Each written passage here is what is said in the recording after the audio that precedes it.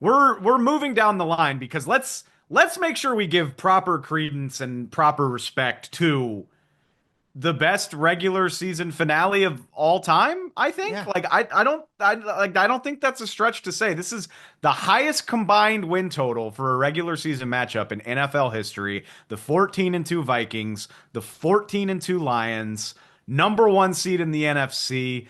Loser gets to go on the road to open the playoffs, doesn't get a bye.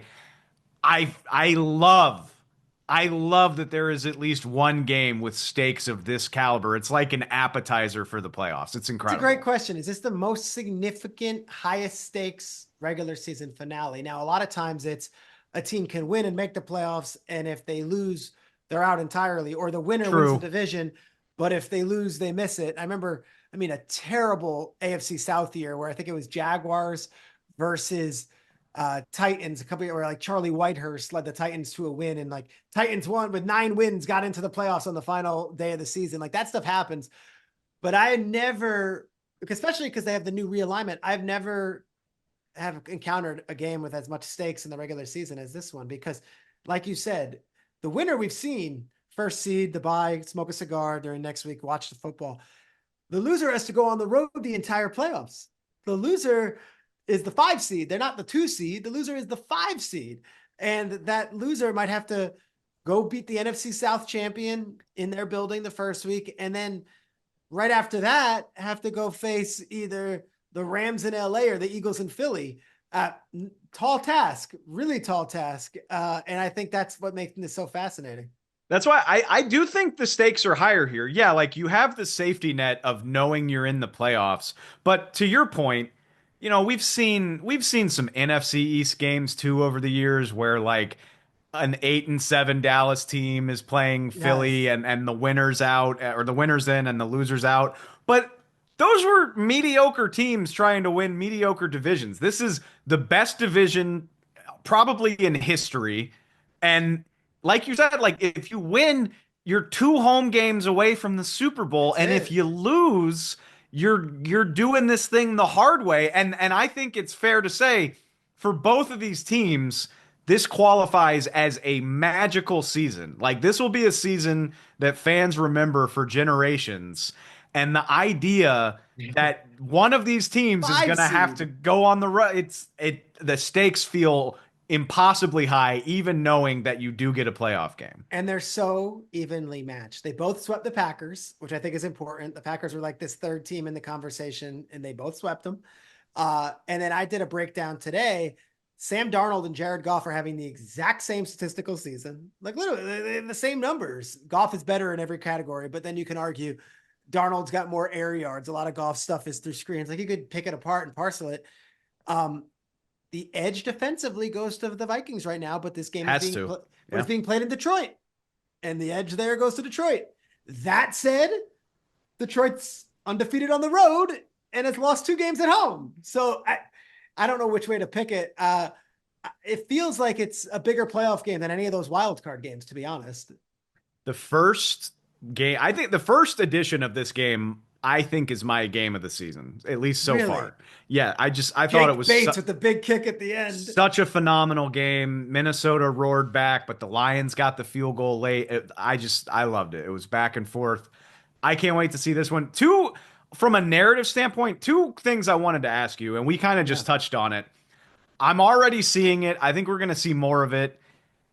Is this the type of like, are you the type of person that is frustrated at the NFL's playoff format that, the loser of this game gets a 5 seed? No, Or is this an aberration and you're cool with it the way it is? it's go win your division. It's like that in every sport. Go win your division. And you know what?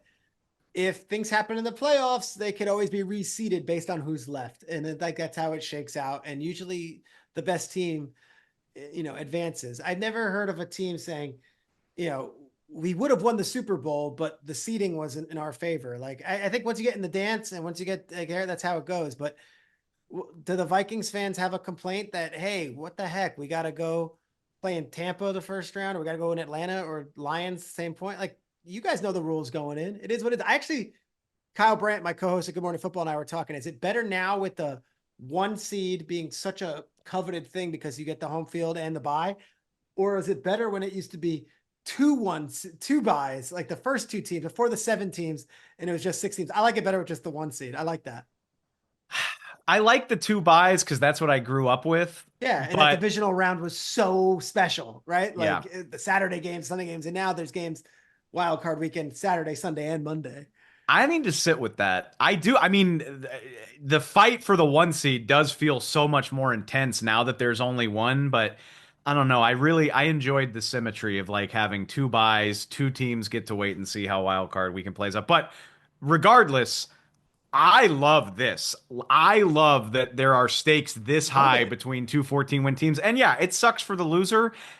A team winds up in this situation every single year, but I think the overall product of the league is better. I see no reason to mess with the way the playoffs are formatted. And don't you feel like Go win your division. we've built to this, or like I feel like every primetime game the last 3 weeks has been either the Vikings, the Packers, or the Lions. Like they've just been showcased, whether it be Monday night, Sunday night, Thursday night. Like they've all been just showcased. And now it's like, all right, go win, and you're in, and you get to enjoy the spoils of a week off. One more thing I wanted to ask you. You know people, you know things, and you also spend a lot of time around the Giants who are going to need a quarterback and may have played their way out of the number one overall pick. What's your read on if you have one, and if you don't, I get it, it's early, but I'm just curious if you have a read on this Sam Darnold situation. I know we're still in the thick of the magic, and I don't want to take away from that, Mm, but it's I hard don't. not to be curious about what happens here. I think the better question might be what they do with him, because they can take a franchise tag him and just kind of kick the Mm. can down the road. And I think that's a great solution. Or you could say he's so damn good. Why franchise tag him? Why don't we just offer him a huge contract? We never have to deal with this quarterback stuff again. And then McCarthy becomes maybe the Jordan Love to the Aaron Rodgers situation where he's a backup and he's a first round pick, but he's not going to see the field. Or you trade McCarthy to one of these teams that are quarterback needy, whether it be the Raiders, the Giants, the Browns, the Titans. Because I'll tell you, the Giants really liked JJ McCarthy last year in the draft process. They ended up passing on him. They took Malik Neighbors. What if you could trade a second round pick for JJ McCarthy this offseason, and you do that, and then you don't have the pressure of the fourth overall having to trade up? Like these are all the cool machinations that are going to happen. But I would be shocked if Minnesota let Sam Darnold walk out the building after the season he's having. Ted Wynn of The Athletic, who I know you've had on your Yeah, yeah, podcast yeah. I think he's really before, good. he threw out an incredible hypothetical about that, just about quarterback needy teams approaching the Vikings about McCarthy if they do decide to hold on to Sam Darnold. And I kind of love it. Like I don't love this rookie class, and on top of that, it's going to be hard for some of these teams to get up there and get them. I love thinking about this stuff. I'll be very curious to see if JJ McCarthy is any sort of conversation for teams that need a quarterback. Of course, that depends on what the Vikings decide to do with Sam Darnold, which will Yeah. probably depend on how the Vikings do in the playoffs. It's so good. Which also depends on, do their entire offensive staff get rated this offseason. Like it's all tied together. And that's why GMs and coaches make millions and millions and millions of dollars, because it's their names on the line if they mess up those decisions.